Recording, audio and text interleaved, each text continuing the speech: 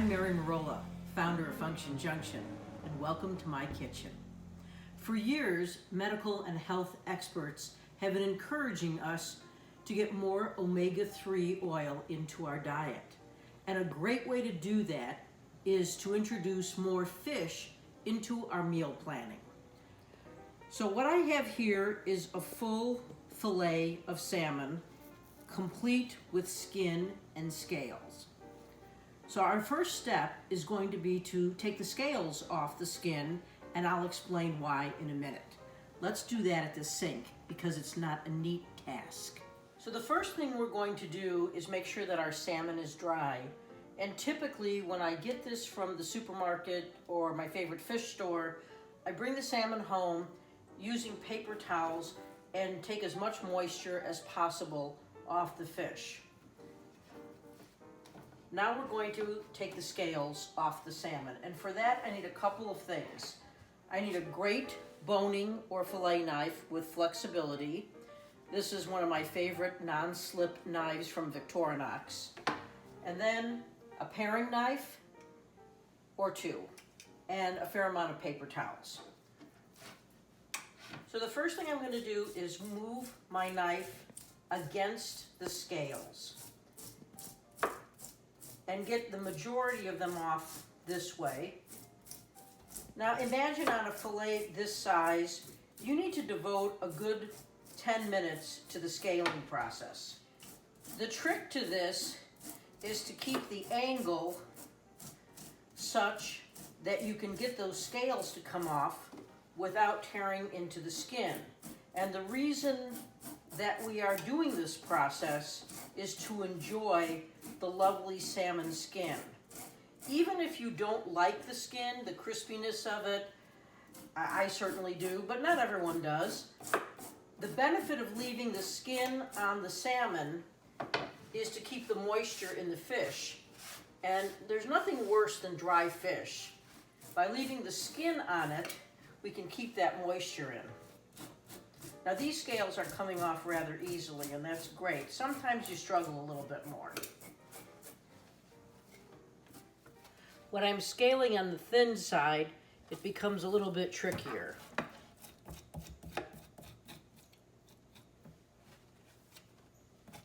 Keep wiping off your knife. That'll help you get rid of those excess scales.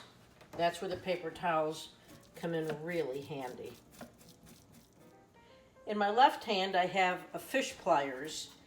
That is really handy for holding the tail of the fillet.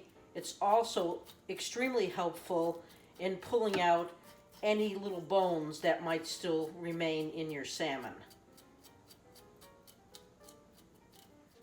So now I'm going to blot the salmon, try to get any excess moisture off of this fillet. The reason for that is what we want to do in cooking this fillet is get a nice crisp finish.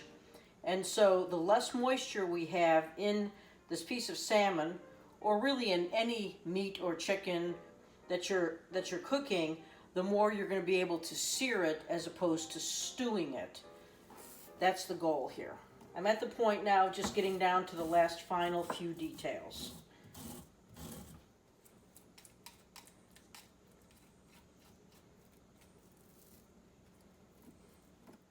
So I think I'm pretty much completed with the scaling process. I use the paring knife right here because there's a little bit of bone cartilage, and I'd like to take that off. And then I look for any stray little scales. I'm really careful doing this in our kitchen because Rebecca's quite particular about the sink and the cleanliness and the mess. So I've learned to be quite contained in this process.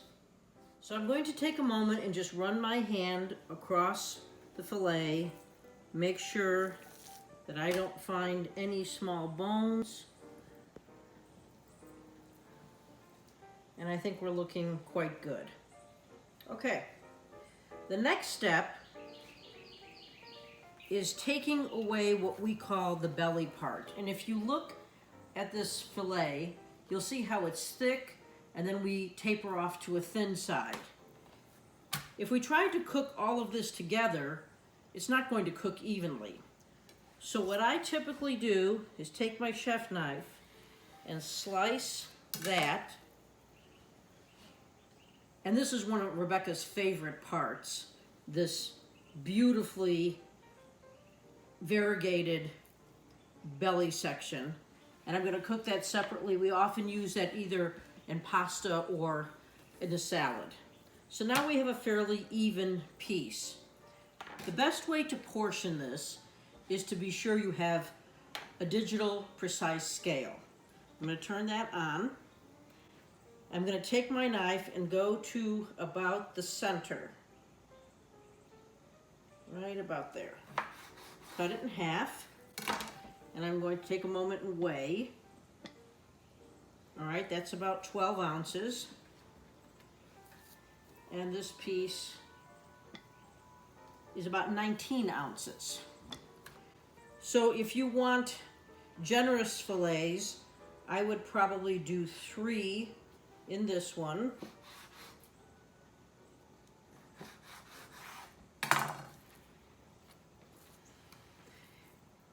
And I would take this piece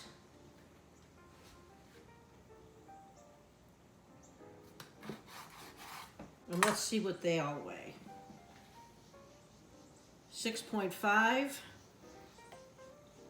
6.4, 5.9, and this big guy is 7. So we have good size portions for our family. Because there's not as much fat in the tail, now think about the fish, he's swimming, right? So his tail is the most muscular part. This particular piece I typically don't serve to my family and company as an entree, but rather I use it for a salad or potentially for a pasta. So here are the best 4 portions, and that's what we'll be serving tonight for dinner. But seasoning is an important part to bring out the true taste of the salmon. The first thing I'm going to do is get a little bit of olive oil on each of the salmon portions. And I'm going to do them front and back. Put them nice and close together.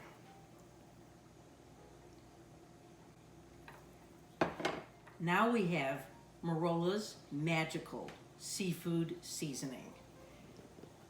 I put it rather liberally on the skin side, and then the edges. Don't ever forget the edges.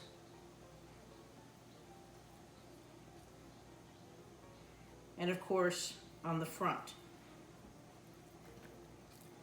Now, since my company isn't coming till a bit later, I'm going to have a few hours for this lovely seasoning to really permeate the salmon and give it a great taste.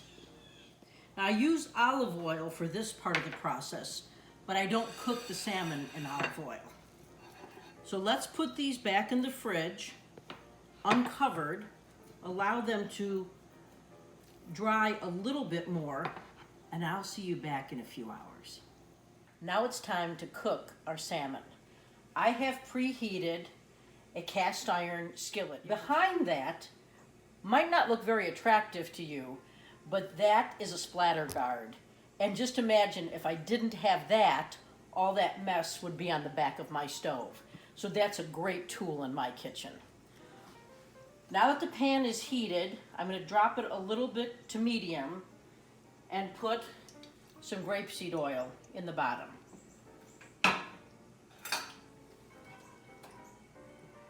Still smoking pretty strongly. And I'm going to take this beautiful fillet, skin side down. Watch that curl right up. Now at this point, I'm going to put a tiny bit more oil on the top.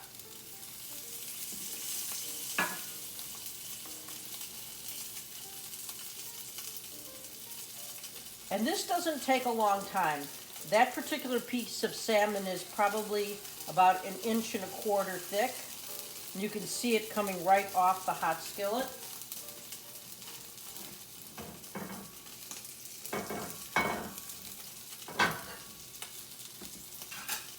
I'm going to loosen it a little bit. I'm going to cook it on the skin side for probably about a minute.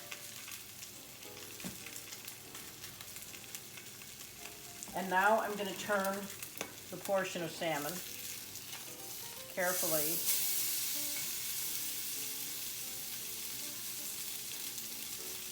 And you'll see, because we took time to dry our salmon, we're not getting a lot of excess moisture at this point. I'm going to give this a tiny bit longer, a little bit over a minute on the front side. Reducing my heat to about medium-low.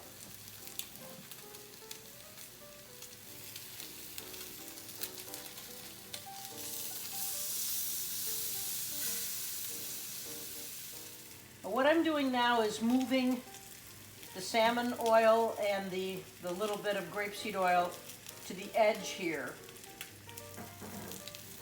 And now I'm going to take a moment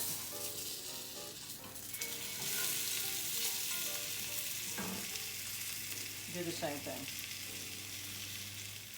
I'm going to finish it off on the front side.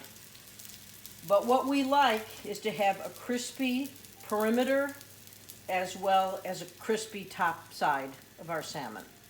Now the cooking time will have a lot to do with how your family and friends like their salmon prepared. This salmon right now is probably on the rare to medium rare side, which is how we like it. But if you want it a little bit more done, just flip it and give it another minute or so. So here you see our salmon portion is cooked perfectly to medium rare. I'm serving it with a side of jasmine rice.